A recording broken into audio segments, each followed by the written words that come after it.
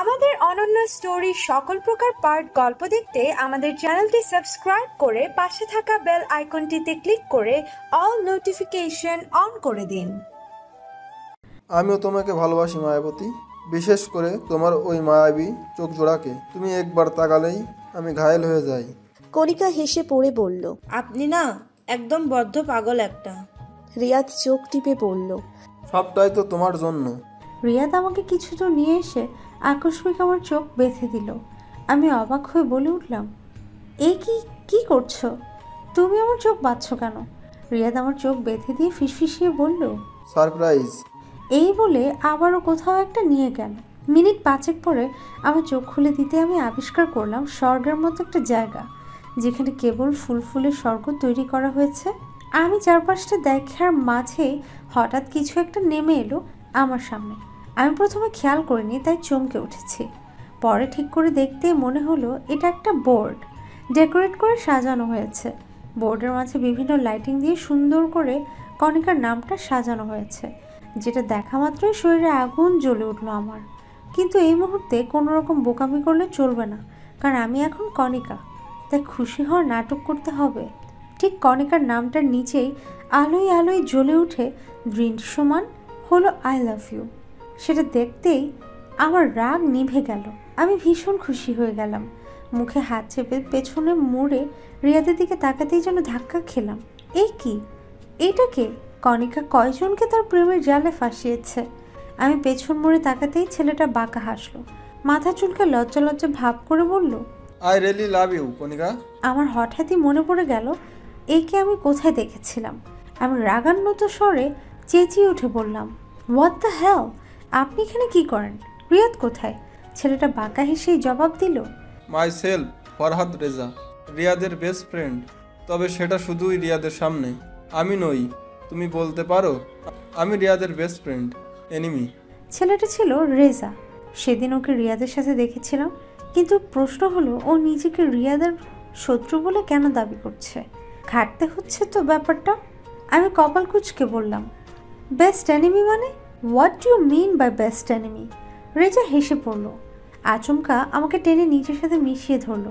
কেমন অদ্ভুত আচরণ করে বলতে লাগলো, বললো পাখি, তার আগে একটু স্বাদ নেই। রেজার কথা শুনে আমার বুকের ভেতর মোচড় দিয়ে উঠল।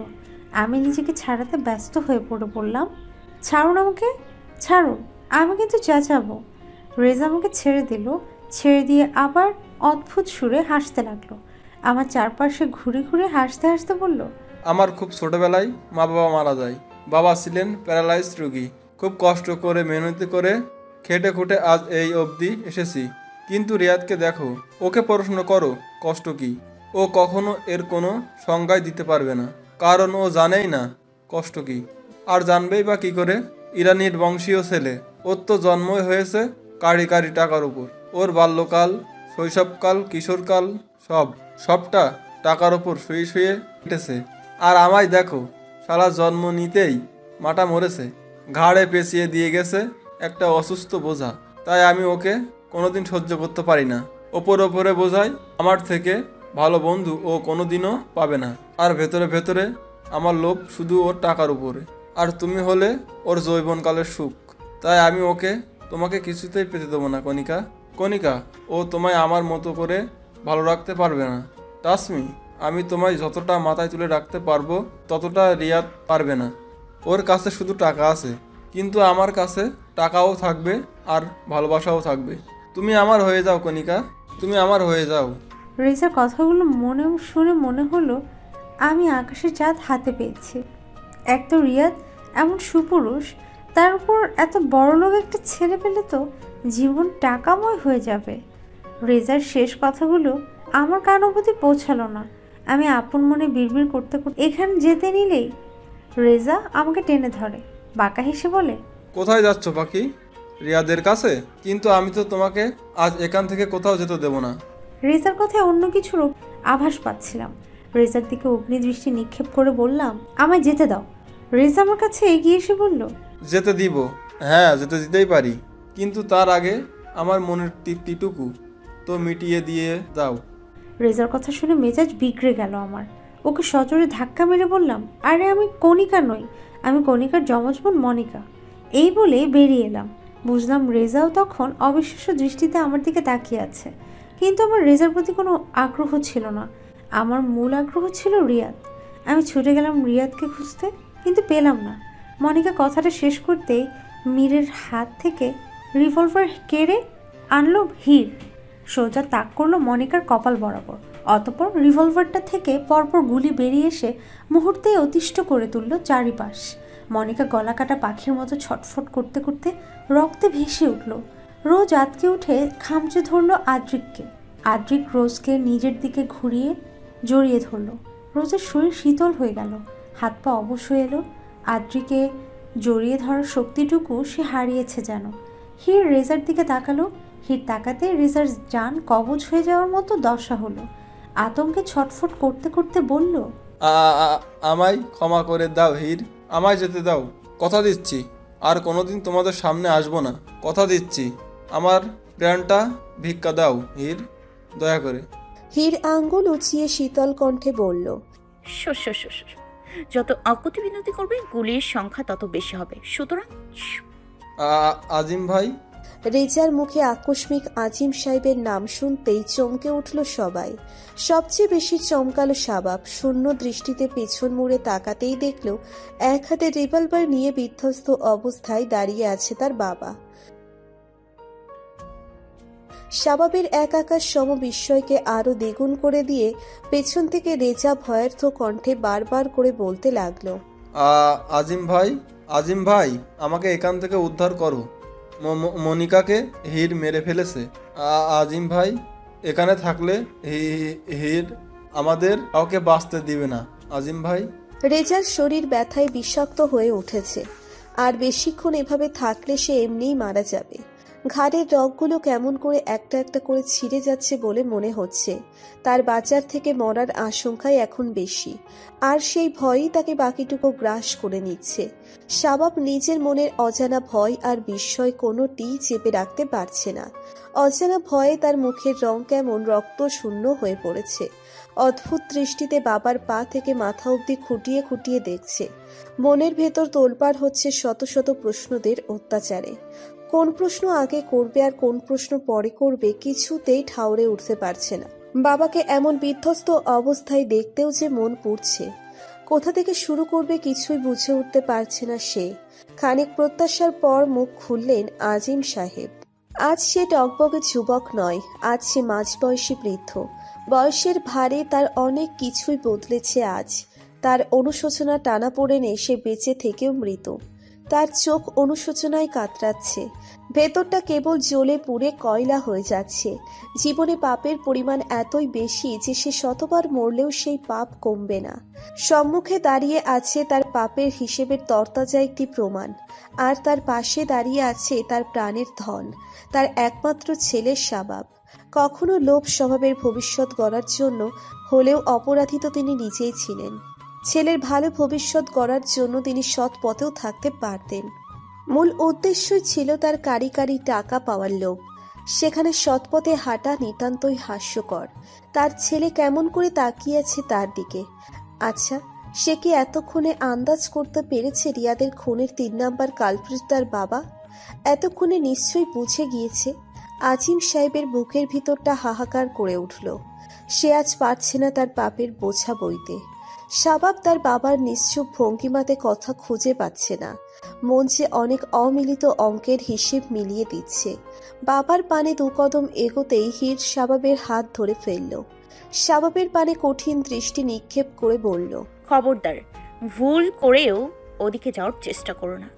উনি তোমার বাবা নন শাবাব, উনি একজন খুনি। আমি একজন খুনি। হীরের কথার মাঝে নিজের স্বীকারোক্তি দিলেন আজিম সাহেব।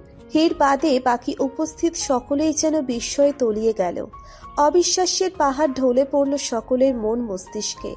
শাবাব যেন কেঁপে উঠল বাবার ছোট্ট একটা কথায়। তার বুকের উপর ভেঙে পড়ল বাবার প্রতি ভালোবাসার বিশাল বিশাল পাহাড়গুলো। কয়েক মুহূর্তের জন্য দম বন্ধ হয়ে গেল তার। শির দ্বারা বেয়ে শীতল কিছু নেমে যেতে লাগলো। এক ঝটকায় মনে পড়তে লাগলো বাবার সাথে কাটানো অজস্র খুনসুটিময় সময়, কত আনন্দ আর ভালোবাসায় ভরপুর বাবা নামক শব্দটায়। আর আজ সেই শব্দের মানেটাই তো পাল্টে দিল তার বাবা। চোখজোড়া টলমলো করে টুপ করে গড়িয়ে পড়ল কয়েক ফোঁটা জল। ছেলের চোখে জল দেখে আজিম সাহেব ভিতর থেকে একদম ভেঙে গেলেন। ছেলের মুখটা বেশিক্ষণ দেখতে পারলেন না। হীরের দিকে তাকিয়ে হাত জোর করে কান্নায় ভেঙে পড়ে বললেন, আমাকে আমার শাস্তি দিয়ে দাও মামুনি, আমায় আমার শাস্তি দিয়ে দাও। আজিম সাহেবের বাণীতে শাবাব অগ্নি দৃষ্টিতে তাকালো, ঘৃণা মিশ্রিত কণ্ঠে বলল,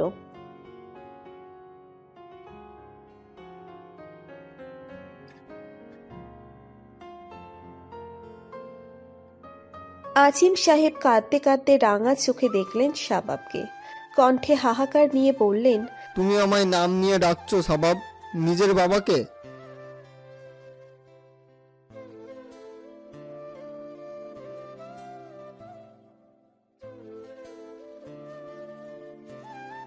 আজিম সাহেব দীর্ঘশ্বাস ফেললেন।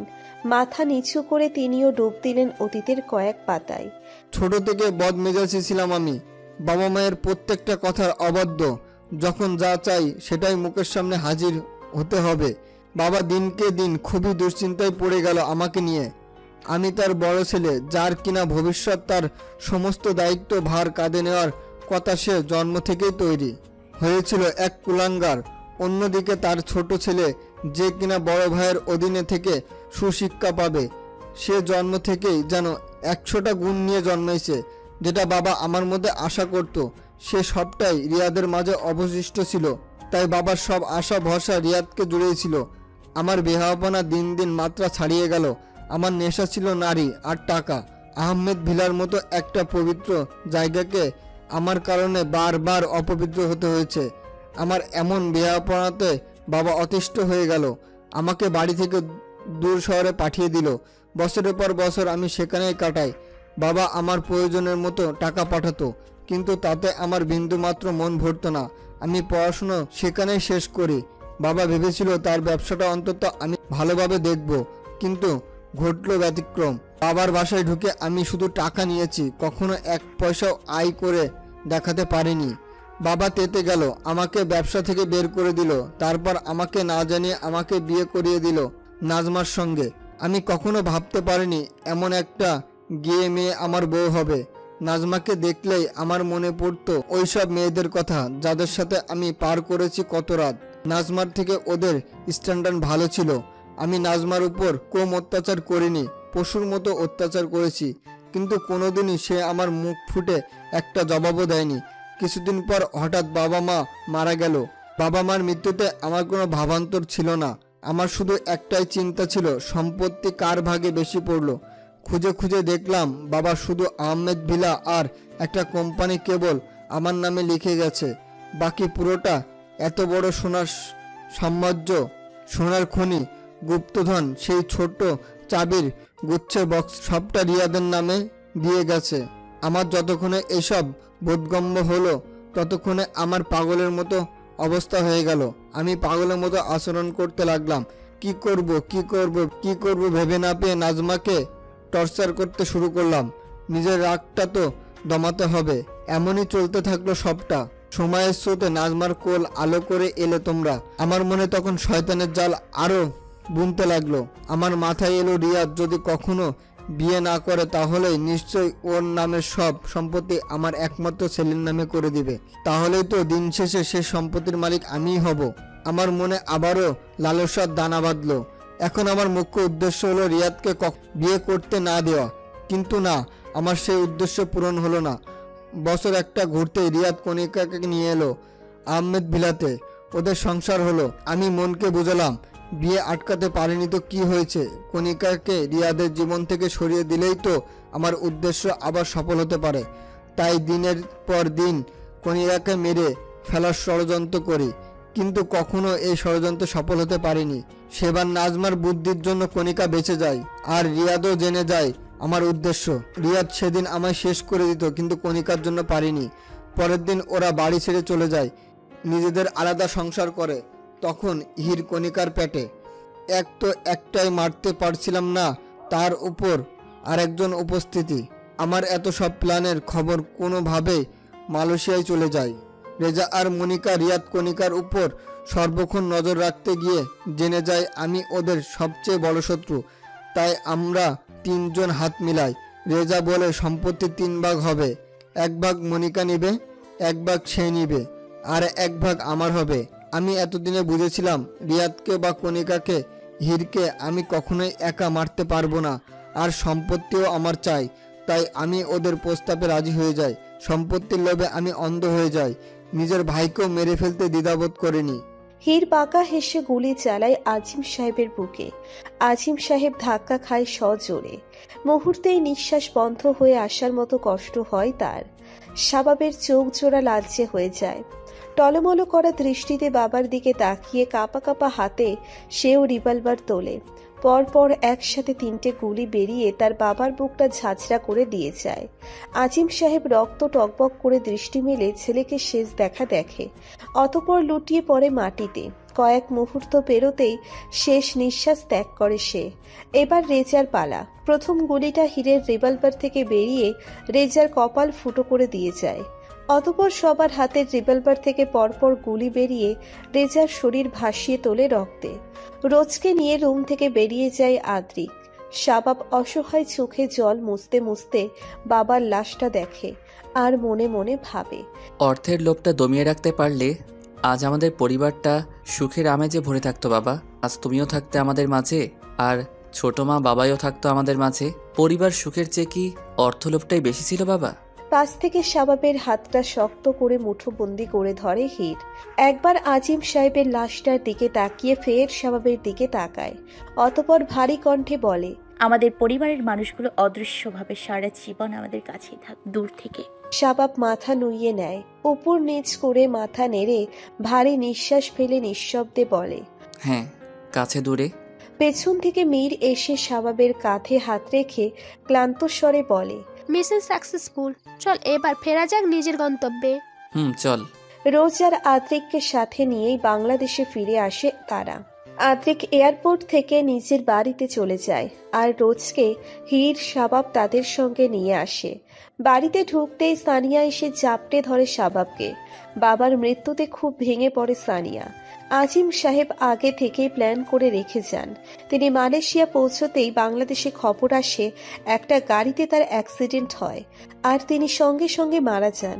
একটা বডি মর্গে আসে আজিম সাহেবের নামে। নাজমা বেগম, সানিয়া আর নেহাল গিয়ে লাশ নিশ্চিত করে আসে। গতকাল জোহরের পরে তার লাশ দাফন করা হয়। সানিয়ার ভাবনা মতে ওটা তার বাবাই ছিল, কিন্তু নাজমা বেগম জানতেন ওটা তার স্বামী নন। তার স্বামী বাংলাদেশেই ছিলেন না, তিনি মালয়েশিয়া গিয়েছেন। তবে তার স্বামীর মতো তিনিও নিশ্চিত ছিলেন সে আর বেঁচে ফিরতে পারবেন না। ভাই, বাবা আর নেই ভাই, বাবা আমার সবাইকে ছেড়ে চলে গেছে রে। ফোপাতে ফোপাতে কথাগুলো বলে সানিয়া। শাবাব বোনকে আগলে ধরে মাথায় হাত বুলিয়ে বলে, আমি শুনেছি তুই এভাবে কাঁদলে বাবা যে আরো কষ্ট পাবে পাগলি। কাঁদিস না বোন। শাবাবের আতুরে কণ্ঠে সানিয়া আরও কাঁদতে লাগলো। কাঁদতে কাঁদতে হেঁচকে উঠে গেছে তার।